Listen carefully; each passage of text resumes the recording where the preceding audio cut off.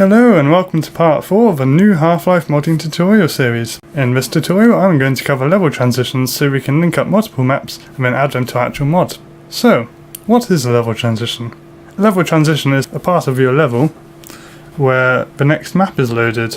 You may have noticed when playing Half-Life that as you progress, occasionally some text appears that says loading. Whenever this happens, Half-Life is loading up the next map. Why do we need these level transitions though? Well, unfortunately, Gold Source, the game engine Half-Life runs on, cannot support infinite sized maps. So you cannot not just have one massive world like Skyrim or something like that. You have to have small maps and then kind of link them all together. And there's also a maximum number of entities and brushes you can use. So we need to use level transitions to make a bigger world for the player to explore. So how does it do this? There are a couple of entities we can use to do this in Hammer. One of these is the info landmark entity and the other is the trigger change level entity. The trigger change level entity does what you'd expect. When it's triggered, a map specified in the properties of the trigger change level is loaded. Meanwhile, the info landmark entity kind of links the two maps in space. So you would have this landmark entity in both maps with exactly the same name in the same relative area, so that when the player walks through the level transition, they're placed in the right place, and that's what the landmark does. It's an excellent tutorial which does a good job of explaining level transitions on TWHL. I'll link that down in the description because it does a lot better job than me. So I've created a couple of maps already. I'm going to launch Hammer and show them to you. And they are basically just a couple of rooms with a block corridor leading out of them. So I'll show you the first room for now. And I call this map Room 1 for simplicity.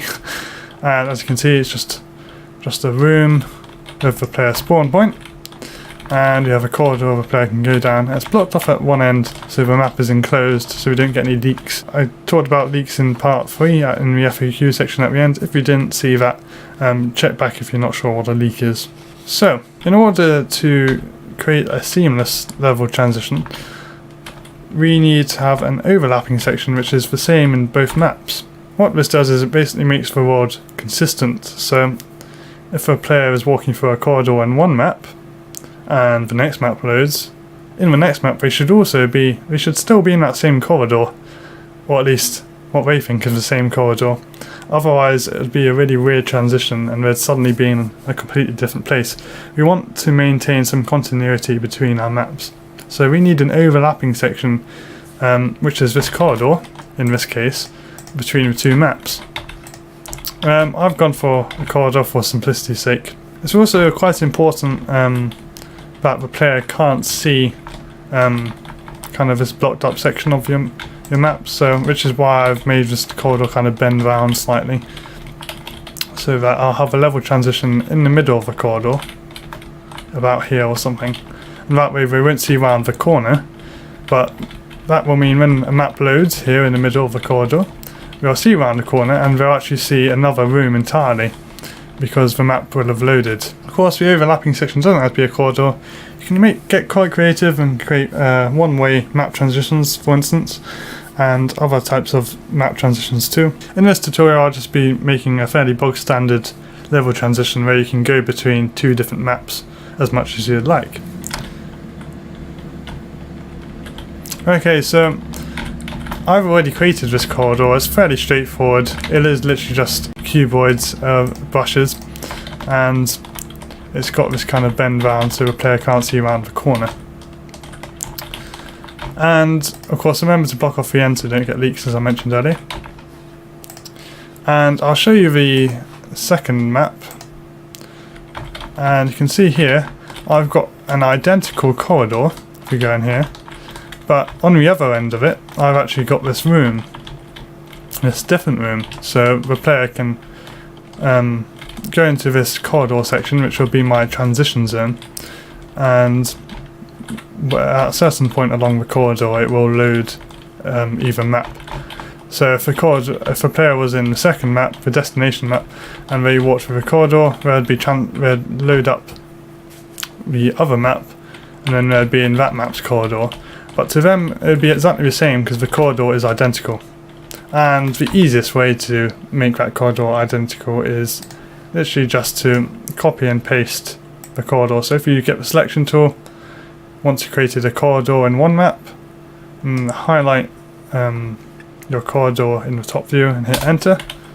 Then you can see selected the whole corridor. You can either right click and click copy or just Control C, and then go into your other map and you can see Control V or paste, and you can see I've got a perfect copy, and you just need to reposition that wherever you want it, and that will give you your identical overlapping corridor section. So I'm gonna add the entities now. So the first one I'll add is the info landmark entity. Remember, this acts as like an origin point in both maps, so it links them in relative space so the player transitions correctly. So to do this, select the entity tool, and in the drop down box to your right, look for the info landmark entity. Once you found that, select it, and you can either go into your corridor and just place the entity on the ground and reposition it like that, or you can actually just click in your grid view and then reposition it before you actually create the object. So remember, you can change the grid cell size with the square bracket keys, so I'm going to make it smaller so I can get it precise. And make sure you get this in the center of your corridor if you can, this entity.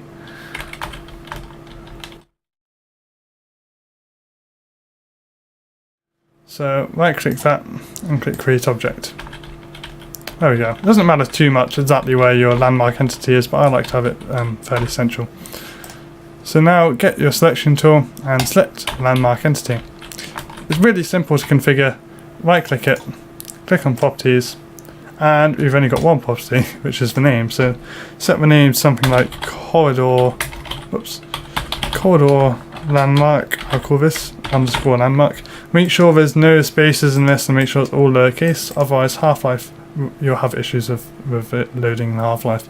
So close that, and that's the landmark entity done. So as the player is spawned over here and he's walking in this direction to start off with, and the info landmark entity is here, I'm going to have the level transition just behind the info landmark entity to maintain the central direction. So we click on the block tool, because the trigger change level entity is what we're going to place next, and the trigger change level entity is a brush based entity. So if you haven't already, browse and search for AAA, and that should bring up the AAA trigger texture, and double click that to select it.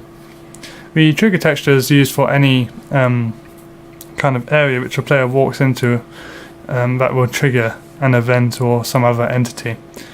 So in this case, of course, it's an area which a player walks into and it triggers the next map, so then it loads. I'm going to place that around there. Make sure you've got the block tool selected, remember, and reposition that. Make sure it kind of covers the whole corridor but doesn't stick out or into the brushes, so the player will definitely have to walk through it if they walk through a corridor. And then right click it and click create object, or just hit enter in one of the grid views. And there we go. So we've got the brush for our trigger change level. Now we need to turn it into an entity. So with the selection tool, select it in the camera view or grid view, and then over here on your right, click to entity. This will bring up this window here. Now I can change the entity by clicking on the drop down box and searching for trigger, and should find trigger change level. There we go. And select trigger change level. Now we only need to change two properties in this one. Select new map name, and in there type in the name of your destination map. So I called my destination map room 2, which is rather unoriginal, but oh well. Remember, no spaces in map names, all lowercase. You know the drill. Otherwise Half-Life will struggle. And then now we go on to landmark name. And the landmark name, as you can imagine, corridor underscore landmark, because that is the name of our landmark entity. And that's all we need to change. Really simple. It's only two properties in the change level and one property in the info landmark. Now, that's all we need to do to this map, but in order to get the transition to work properly, when we load up the second map, so when the player walks into the trigger change level like this, going along the corridor and walks into it, and we load the next map, we also need a landmark in that map. I'm going to go into my other map, and I'm actually going to select the info landmark entity in my origin map, the map which a player starts off in. Select that and right click copy, because all we need to do is simply paste it into our destination map and find our overlapping section, so the corridor in this case. Make sure it's placed in the same position as in this map relative to a corridor, so in the center of a corridor in my case.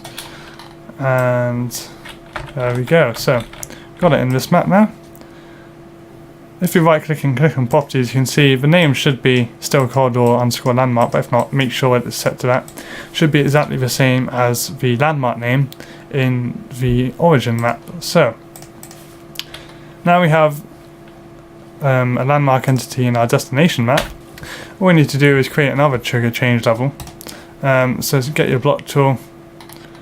Doesn't matter too much where it's placed, just remember to place it behind the landmark entity from the direction the player is going. So in this case, if the player was going back from this map into the original map, then the landmark entity would be here. So behind it, we can place our brush with the trigger texture.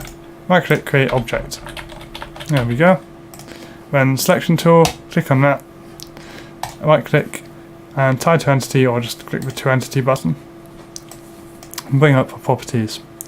Then once you've got the properties open of that entity, find trigger change level, and in this case the new map name should be for me it's room 1, because that's my original map, but of course it's whatever you named your map, your original map. So landmark name exactly the same as before, corridor_landmark, because it's exactly the same transition, it's just going the other direction, going into the other map.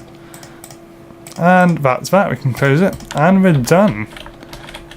So now what we have are two rather similar maps in this case, but you could have two very dissimilar maps.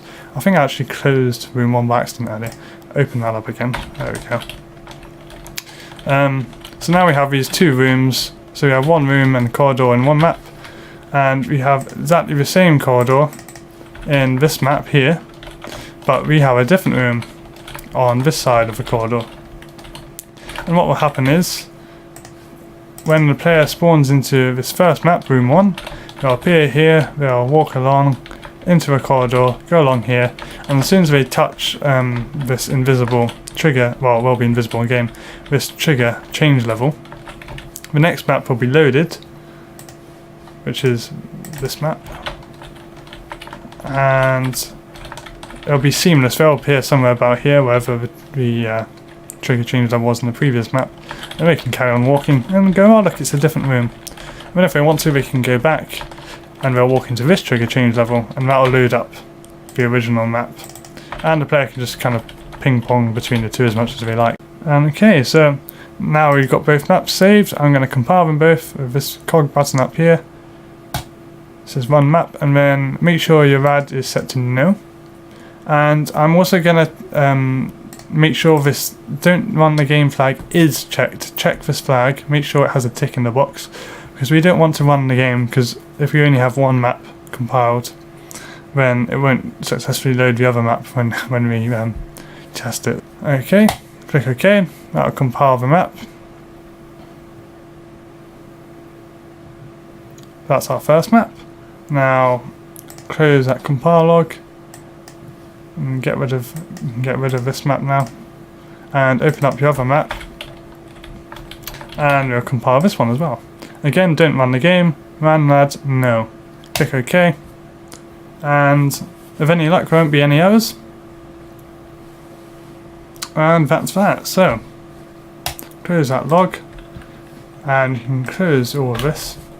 Now both maps are compiled without any errors. You can go ahead and test them in Half-Life. So to do this, we'll want to launch Half-Life from Steam. So right click Steam icon, click Half-Life, or find it in your Steam library, and we'll launch Half-Life. Okay, so once Half-Life is open, to open the developer console, you can hit the weird key above tab and next to the number 1. I'm not sure what it's called, but you can hit that and that'll bring up the console.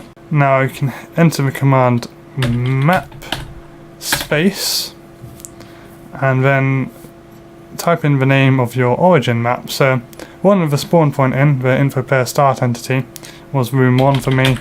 For you it could be whatever you called your origin map. So once you've typed in map space, the name of your origin map, hit enter and that should load up your map. There we go. So once the level is loaded, you can go ahead and walk into your corridor, see here, and when we walk down here we should get a loading message up here and it should transition fairly seamlessly into the next map. So walk forward, moment of truth. Hey, there we go, and you can see here we've got our second room, and if we go back it should load up the origin map. So here's hoping. Loading. So there we go, that's how to create a pretty seamless level transition. Fairly simple, straightforward, not very many properties to change, just a couple of entities. And that's how you do level transitions. Okay, I'm happy with the maps now, but in order to get them working when the player launches a new game in our mod, we'll need to do a little bit of configuration and setup of our mods now that we've got our wonderful new maps. So you want to open a file browser and navigate to your Half-Life installation directory. I've actually created a little shortcut on my desktop for this in Steam Apps, which is quite useful. When from Steam Apps I can find my Half-Life install directory. There we go. Once you're inside your Half-Life install directory, go into your mod folder. So for me that's example underscore mods, whatever you called your mods folder in part 1. And then you want to open up liblist.gam with a text editor of your choice. Again, Notepad++ I recommend. Right click that, edit with Notepad++. There we go. So once you've got the liblist.gam file open up in the text editor, we need to change the start map entry here. I called my first map room 1, so that's the map I want the player to start off with when they launch a new game, basically, at whatever difficulty. So just type in the name of your map there. Remember to hit Ctrl S to save. Train map is very similar, exactly the same thing, but if a player launches the training room, you can specify a different map if you so wish, or even the same map, which will be loaded up for them. I'm going to leave that blank because I don't have a training room map. Close the text editor, and at the moment that won't help very much because we need to place our map in a maps folder in our own mod directory. So create a new folder, call it maps. Half-Life will use this maps folder when your mod is running to load up BSP files related to your mod. So if we go into that folder, we can go and find our maps now, which should have compiled and been output to the Valve-maps folder. So open up another file browser and navigate to your Half-Life install directory again. Then go into Valve this time rather than your mod directory, and inside Valve go into the maps folder. Once you're in the maps folder, there's probably a lot of maps in here from the original Half-Life game, and just search for the name of your map. So both of mine had room in the name, so that's useful. And there's room 1, there's room 2. Remember, it's the BSP format files we want. You'll see there's a bunch of other files, but these aren't very important, they're basically just debugging information. So once you've selected the 2 BSP files of your maps, with Control click and Control C to copy them, and then go into your mod folder and your mods maps folder, and right click and paste, or just Control V to paste those 2 maps in there. There we go. So now we have the compiled BSP files of our maps in our actual mod directory, and we've configured the liblist.gam file. We can close both of these browsers and we can go ahead and test out our mod. So if you go into the Steam library and go into the game section, find your mod. So I called mine My Half-Life mod in part 1. select it, and then you can just hit play, and it should all work. Now when you click on new game, and you select easy, medium or hard, either of those difficulties, as long as you set the start map correctly and your map names don't have spaces and so on, click any of those apart from training room. So click easy, medium or hard, select one of those, and then click play. And that should load up our map.